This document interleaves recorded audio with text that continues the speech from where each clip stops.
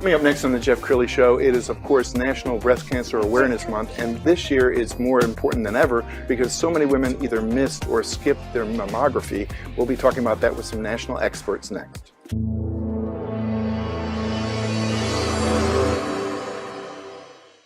Many are predicting that the worst is yet to come, which is unfortunate, said one person here.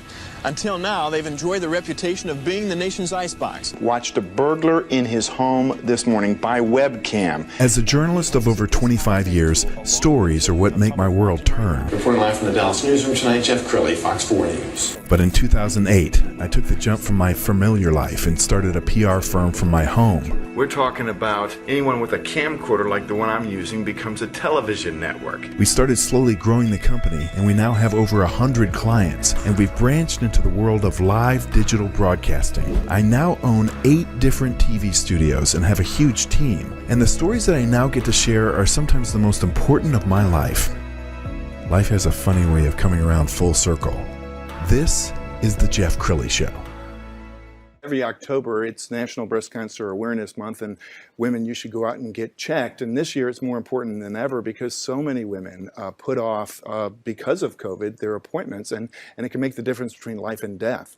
To talk about that today, 2 of the leaders with the National Breast Cancer Foundation, Kevin Hail and Janelle Hail. Thank you for coming on the show. All right, Thank you. Our pleasure. If your last names are the same, it's because it's a total coincidence. Yes. Let's start with you, Janelle. You're the founder. How did all this begin? My life was just going along great before I had breast cancer. My husband and I were building a home, our dream home in another city. 3 children, ages 3, 10, and 13. And all at once, my life was interrupted with breast cancer. There was no reason that I thought I should get breast cancer. I lived a healthy life, and it just hit me out of the blue, and I knew nothing about it. So it was very traumatic to our family. So the move went on in spite of me, and had a mastectomy and began as a survivor then. And that was in 1980 when all of that happened. And you're just a little boy. You don't remember your mom being diagnosed the first time, but you've kind of grown up around all this, haven't you? That's right. So for several years, of course, we're just growing up, and they were incubating this idea, and my parents were feeling like, we need to do something, take this and run with it. There's a lot of women and families that need help. Didn't go through maybe as good of a situation as we had, and even in ours, it wasn't that good. And so when they started the foundation, I remember my middle brother and I, who was a little bit older than me, I think I was 14 at the time, and he was 17. They sat us down at the kitchen table and said, we're starting a foundation, a breast cancer foundation. And at that time, you're like, you have no... What does that even mean? What does that mean for me? Little did I know I'd be licking and stuffing a lot of envelopes for the next few years and doing a lot of moving boxes and things like that from a volunteer perspective. But we were definitely the first volunteers early on. So, okay, we're going to have much more on that in a bit. But we found this amazing video on your website. Let's go ahead and roll that now. Hi, I'm Bernice. I'm a mother of 6. I was 38 at the time I found the lump. I was scared. I thought I was going to die.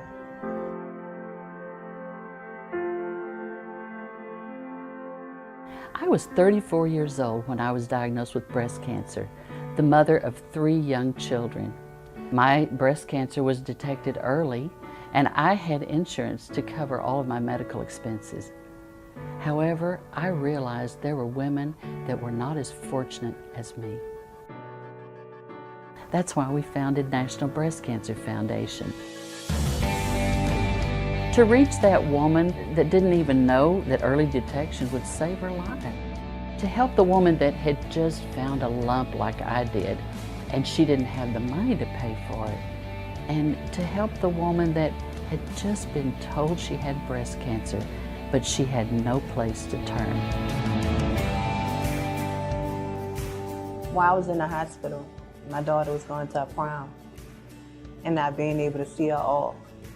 That was hard for me, just knowing that I had to take care of me at the same time that I was supposed to be taking care of her. I needed somebody. A patient navigator is here to help the patients, guide them through the process past diagnosis. And patients need the guidance for somebody to basically hold their hand during the process. I met her on my first visit. We talked, laughed, and I cried because it's like to talk to somebody who was really listening. I really needed that.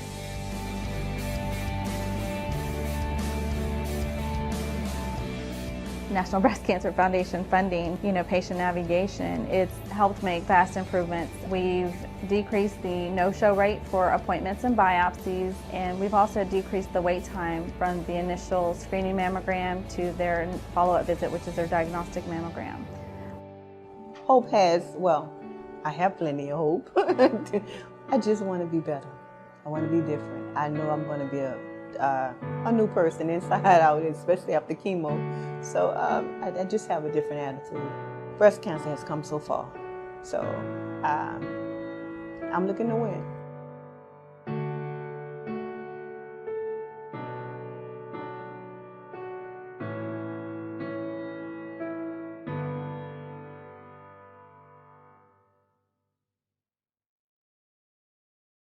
You know what strikes me, because you're watching this video and you've seen this video before, you've never lost sight that for each one of these women, this is just a devastating diagnosis, and just being there to hold their hand through this process is so critical. I remember the great fear that I felt when I was told I had breast cancer. It gripped me, and I think that fear is still with women today. And even with the world around us being filled with fear for other subjects, and you lay the layer of breast cancer on top of it, women are terrorized, and what should they do? But my husband and I founded the National Breast Cancer Foundation so that no woman would face breast cancer alone. And the kind of staff that you're attracting, Kevin, talk about the women that you and men that you draw in as a company. Yeah, I mean, it's a little, sometimes when I get up to speak, people are like, wait, why is a guy speaking right now? And it's a breast cancer charity. And, what I've always said to anyone, especially the guys that are coming to work for NBCF, is that, when a woman has breast cancer, her whole family has it. Her neighborhood has it, her community. It does not care that you're a man or a woman or anything like that. Cancer is just it's an evil, dark enemy that is coming to destroy you and your whole community. And so we take that very serious, and we really rally the men to stand up and fight against this for our wives and for our moms and sisters. I would say what specifically, if there's a thing that we attract as an organization, we find people that have a big heart and are really smart. That combination of the two, with the exception of me. But to have, we get people that they really care about excellence. They want to really make a big impact, but also they have a great heart. And if you don't have one or the other, it's kind of difficult to be successful, I think, as a charity. There's many charities that go out of business every year. They struggle quite a bit, but our team and really just the NBCF community, we have some great shared values, and I'd say what's at the heart of it is compassion and making sure that, like she said, no one is left alone. Janelle, did you want to answer? Yes, we take women all the way through their breast cancer journey. The early detection part of it, all the way through to the end of life, because we give hope to women. We want them to know that they are supported, they are cared for, whether they have a team of people around them, a family, friends that love them, or whether they are by themselves. They will never be alone with us. And you're the organization that many media outlets will turn to when they have questions about this. In fact, you were just recently interviewed on KRLD Radio, and let's go ahead and show that on the screen. The topic is one that we should address right now, is the pandemic. When the pandemic first hit, you must have been cringing, because you know what that means is that women who might go every year are suddenly going, every other year, and time is of the essence. That's right. From March to May of 2020, there was a 90% drop in the women that got their mammograms. And even if they wanted to, they couldn't get into the hospitals because they weren't allowed to. Then it began to come up a little bit, but still, even today, it is still below the pre-pandemic time. Yes. And Kevin, I know that one of your initiatives is reaching out to the minority community because unfortunately their diagnosis rate is much higher. Do you want to address that? It's really the mortality rate which is higher, and that has to do a lot with what she was just saying about the staging of diagnosis. And so when you are with breast cancer, it's one of the upsides, if you will, about breast cancer is that when it is detected earlier in earlier stages, they have a stage that's stage 0, and they have stage 1, 2, 3, and 4. And with stage up to stage 1, so including stage 0, it's statistically 100% survival rate. The NCI, National Cancer Institute, just said we're okay rounding that up to 100. It's significant because it has not become invasive, and there are so many treatments that don't even necessarily include mastectomies like she had, and so and definitely not all the way to the extent of chemotherapy and radiotherapy. So so we are just essentially what we're trying to do is get as far ahead of that as we can and to dispel myths and things that may be wrong. And so sometimes you'll see that in communities that are poorer or that maybe have a distrust about the hospital system or anything like that. And so one of our goals is to educate and just say, look, come in here, we're going to help find a way to make sure that you have coverage, that you can get a mammogram, you can get in the treatment cycle if you need assistance that way, but also just to help them understand what breast cancer is and to have an early detection plan. You have an amazing program called RISE. Let's go ahead and roll a video now. This is our moment to rise up and do even more. We have some ground to make up, but we're not looking back.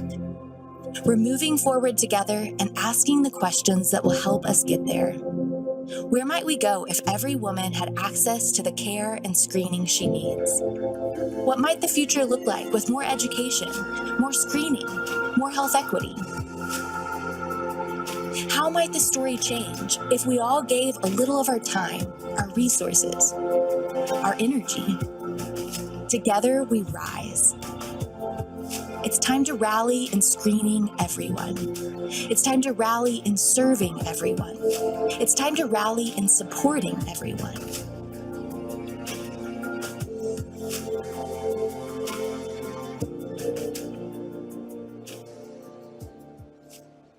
Beautiful. Does it strike you, how many women's lives you've saved over the years? I mean, you've been doing this now for 30 years. 30 years.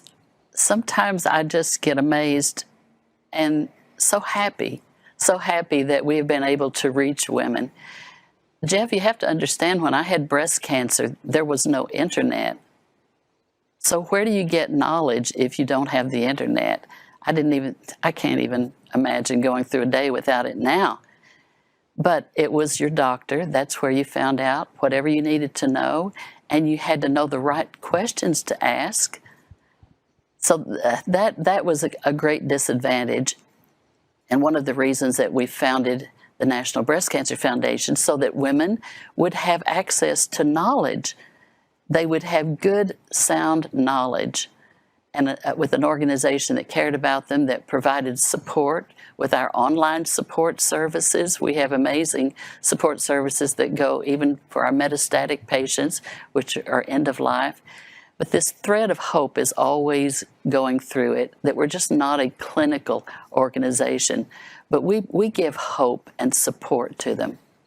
Kevin, I know one of the things that you are very proud of is you've been recognized as a 4-star charity for now 15 years. Tell everybody what that means.